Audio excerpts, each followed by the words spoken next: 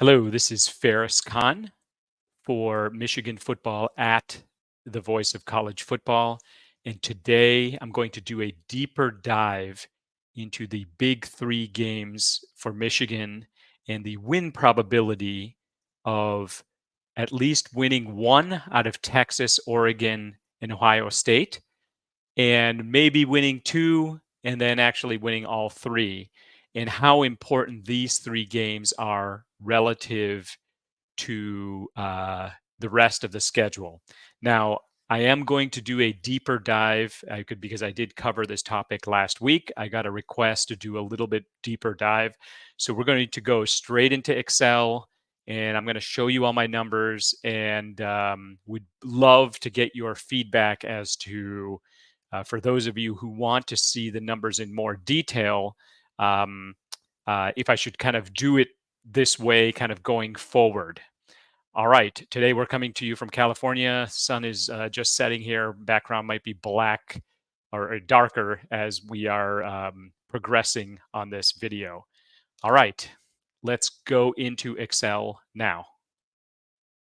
All right, it is now later at night. I did attempt to record with Excel. I was having a little trouble with that, so I ended up cutting and pasting. So I will do Excel in the future. I'm going to just show you some Excel screenshots for now. So first, let me go straight into the data and kind of show you what I had from last week so you can see it. So on the left, you see the Michigan schedule. So starting with Fresno State all the way down through Ohio State, the 12 games on the schedule. I assigned a probability that Michigan would win each of these games. So starting with Fresno State, 90% probability, Texas, 35% probability. Now, where did I get these probabilities from? Well, I got them from the line. So this is the betting line. The actual line for Fresno State that I could find was 21.5. Most of these, or a lot of these, I took from ESPN. If I couldn't find ESPN, I used other lines that I could find on the internet. For those of you who don't know how lines work, minus 21.5 means Michigan is favored by 21.5 over Fresno State, plus 3.5. Yeah, for that second row there, Texas is favored over Michigan in the Big House by 3.5 points. Typically, a team that's playing at home gets 3 points for being the home team. So, sort of looking through all of these, if you kind of look at the lines that are known, and again, I found these from various sources. If you have a better line or you think the line is moved, please let me know. But Fresno State minus 21.5, Texas plus 3.5, USC, we are 10.5 favorite. Washington 12.5, Oregon, we are the underdog by 3 points. And Ohio State, we are the underdog by 9.5 points. Of course, Origami OSU, the paper champions of the 2024 off season. Everyone seems to be very high on them. And for the fourth year in a row, it appears that Ohio State, their fans and the media, believe in Ohio State to beat Michigan, and maybe hopefully they'll overlook Michigan. We'll see. All right. Now, how did I convert from lines to probability? I used the source of Phil Steele. So go to his website for more details. But he did an analysis of favorites. So if we look over here, 0.5 to 3, and the probability that the underdog would win, 47.7%. Favorite, 3.5 to 7. Probability that the underdog would win, 35.3. So that's actually where I got the Texas line and the Oregon line. So you can kind of see there's a pretty big difference. 35% chance Michigan's going to beat Texas, 48% chance that they're going to beat Oregon. the difference in the line is only 0.5. So, I believe that it should probably be more continuous rather than kind of these step changes. A 0.5 change in the line probably does not change the probability from 35% to 48%, that big of an increase for Michigan to win. But I'm sort of following the rules that Phil Steele set. So if it fits in a bucket of 0.5 to 3 points, it goes to that 47.7. If it's 3.5 points to 7 points, then it's 35.3. So hopefully that makes sense. What's interesting is, I think Michigan has a couple of negatives in terms of impact to the line. One is quarterback. Uh, many people do not believe that Alex Orji can throw a forward pass, if in fact he is the quarterback, or maybe they don't. There's just a quarterback uncertainty in general. People who haven't looked at the Michigan roster believe that there may be some big drop-offs, both on the offensive and defensive side of the ball. On our channel, we've talked about some drop-offs potentially, certainly on offense, certainly at the quarterback position. But on the defensive side, we've actually made the argument that the team might be as good or maybe even better defensively than they were last year. We'll see. Mason Graham, Kenneth Grant, perhaps they take a step up. Our secondary is much better than we thought. We'll see. But arguably, I think universally, I think people think Michigan will regress, but will they regress to the point of not being a playoff team? That's the big question mark. And that's what I'm hoping to kind of show here. All right. So hopefully you kind of understand how I converted the betting lines into probability of a win. And then what I did is, as we went through the season, and I did do this last week, but I did it at kind of a high level. I'm doing more detail here because I got a specific request to kind of give a little bit more detail. Also, I'm going to focus in on the big three games, and I'm also going to kind of show the games where I think, I don't think the line is correct. So let's kind of go through that right now. So first of all, expected loss after Fresno State, we're looking at a 0.1 expected loss, 1 in 10 chance that they'll lose that game, 0.1 expected loss. Then as we kind of go through the other games, 0.75, 0.76, Arkansas State, 99% probability we're going to win the game. Then you've got USC, and according to this model, what we're looking at is somewhere between the USC game and the Minnesota game. Michigan will have its first loss. As we're progressing through the season, let me just kind of make a little comment on. Well, I'll go back to Fresno State, and we'll kind of go through. I'll make some comments on the line.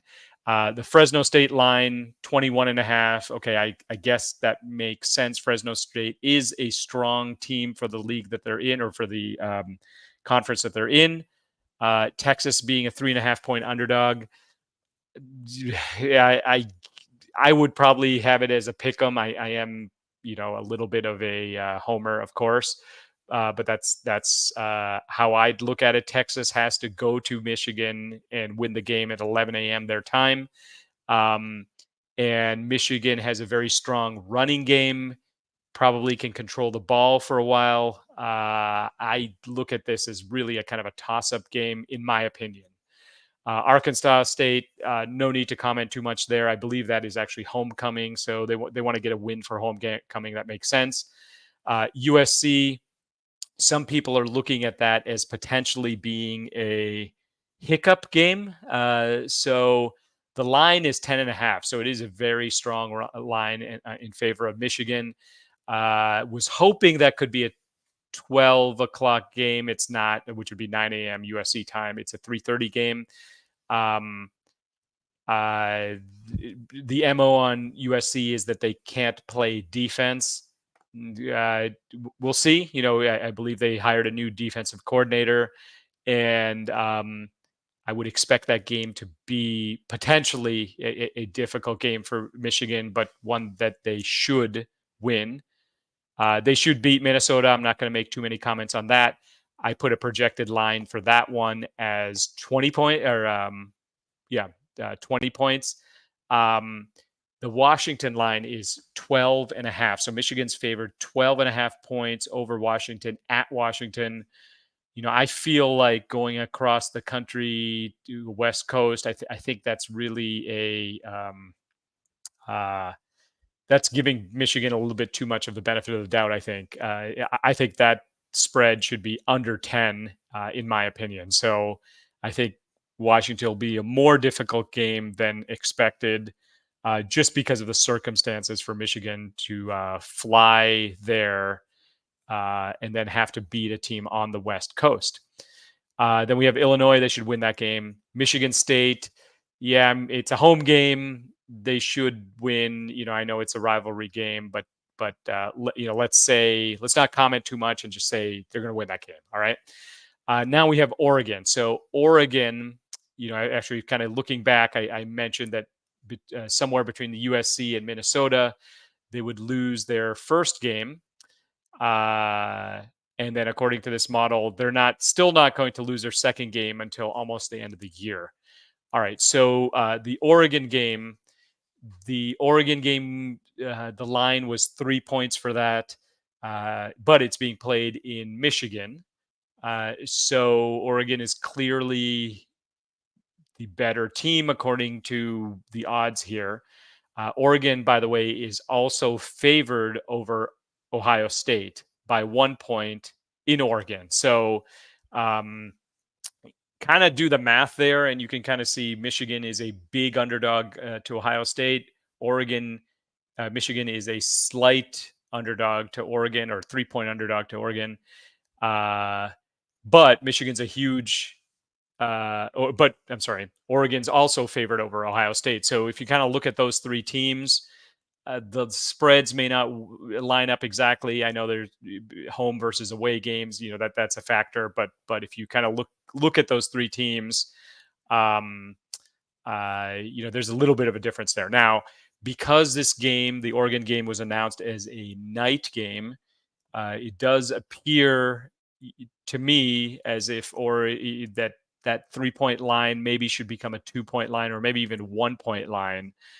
We'll see, but it's just something to sort of consider there. Would you value a night game, probably a maze out, as worth 2 points? Maybe. Okay. Indiana, they should win. Northwestern, they should win. Both of those games, I'm also putting a 20-point projected line. I don't have the actual numbers, so I'm projecting it as 20. As the actual numbers do come in, I will put them in this model.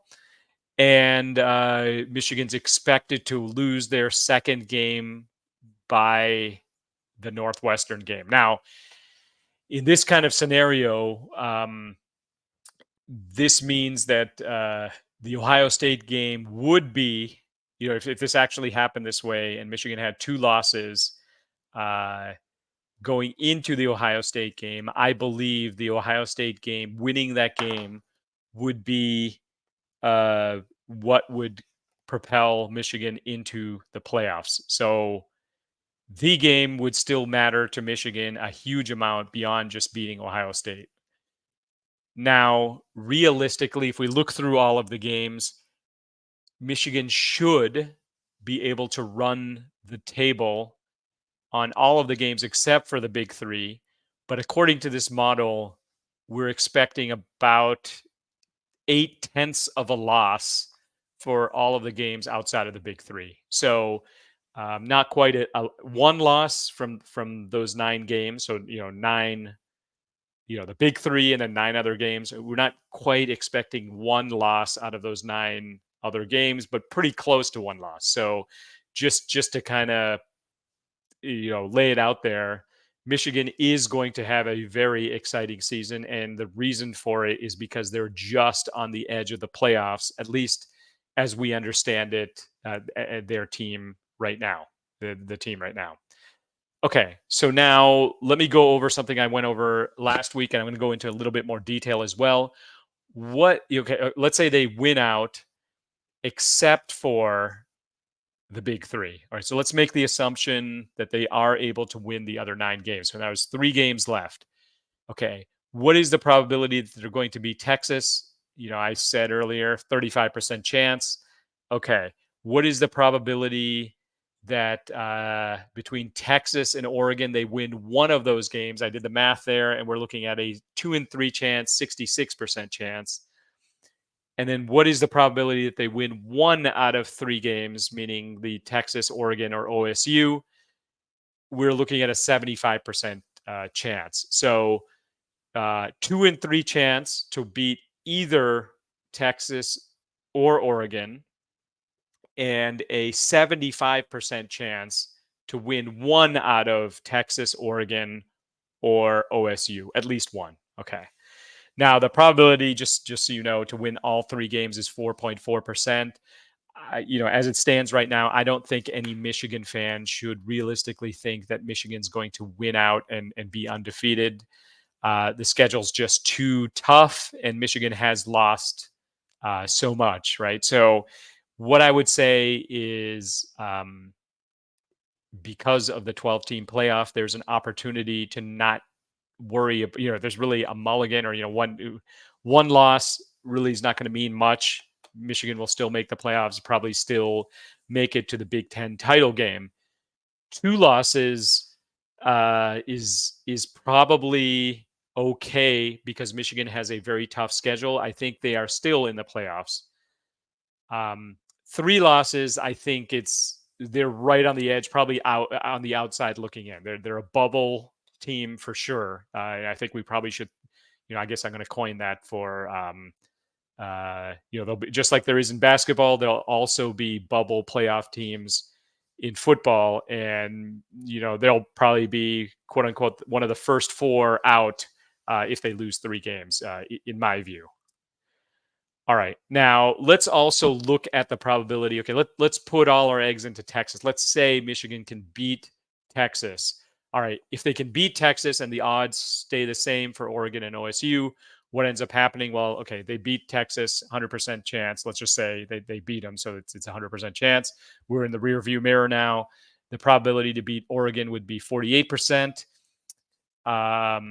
The probability to beat OSU incrementally is 14%. So the total probability is 62% to win 1 out of the other 2 games.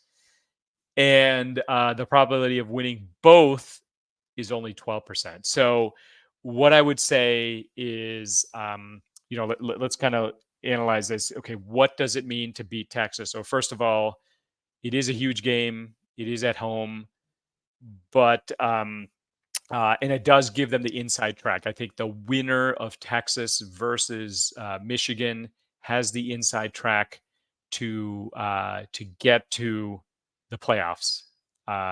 They can afford to Michigan can afford to lose both Oregon and OSU. In the case of Texas, they could afford to lose to 2 big. If they beat Michigan, they can afford to lose to 2 big SEC teams and still be able to make the playoffs. So yeah, it's huge from that standpoint. But what I would say is the Oregon game is the one I would say if I were to take one game and say what is the most important game on Michigan's schedule, I would say it's the Oregon game. It's at home. It's at night. It is in the Big Ten, so it does count for the Big Ten standings and the opportunity to play in the Big Ten title game. One little note here: Penn State does not have to play Michigan or Oregon, so they could be sort of on the outside, just kind of doing their thing. They get through the season; they only have 1 loss. They didn't have to play Oregon or Michigan, and they're in the title game. Potentially instead of Oregon or Michigan. So just kind of keep that in mind. All right. So kind of going back to the overall schedule, what I would say is if I were to rank the games in terms of importance, I would say Oregon. That's the idea that Michigan, let's say they win out, they get to Oregon. The chances of winning against Oregon are much higher than Ohio State. So that gives them the inside track to get to the Big Ten title game. Now, let's say they lose to Texas. When they get to Oregon, that is the game they need to win in order to make the playoffs so that they don't have to worry about Ohio State. Now, I said Ohio State could be very important for Michigan if they have 2 losses. If they only have 1 loss, maybe it's not as important, and the game kind of turns into a game because both teams, in theory, let's say Ohio State has 1 or 0 losses at that point, um, and Michigan has only 1 loss or 0, either way.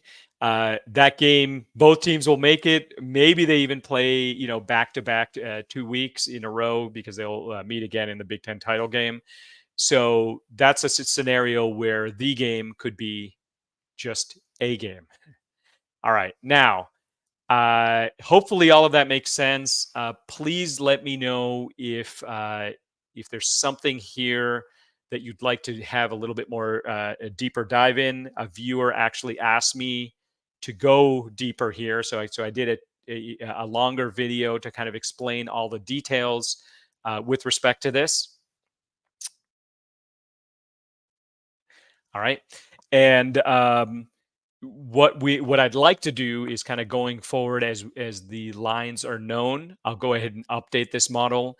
If you have additional factors that you think, I used Phil Steele as a source. If you have another source in terms of trying to translate lines into probability of winning and then kind of looking at it game by game, of course, some factors of are Alex Orji as the quarterback, and if he is the quarterback, let's say he is, the certainty of can he get to, I think the magic number we've used in our channel is 62% completion.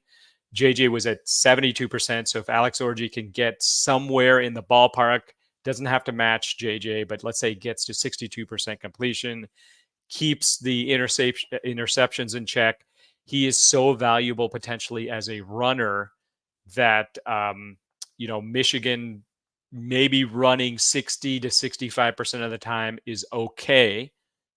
Just a reminder, Alabama ran more as a percentage of plays than Michigan last year.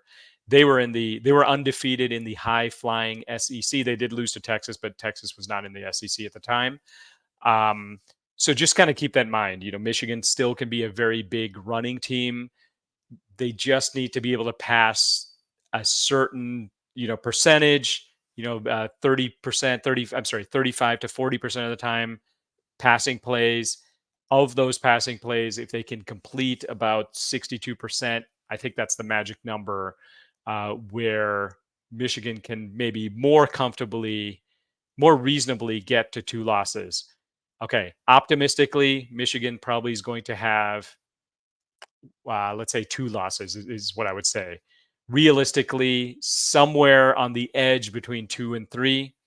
Pessimistically, they lose a game that they're not, that they're favored in, let's say USC or Washington, something like that, and they're not able to win any of those 3 games, so they would have 4 losses, maybe 3 to 4 losses if you say that they would win 1 out of those 3 games. Let me know what you think in the comments below, and see you next time on Smash the Numbers.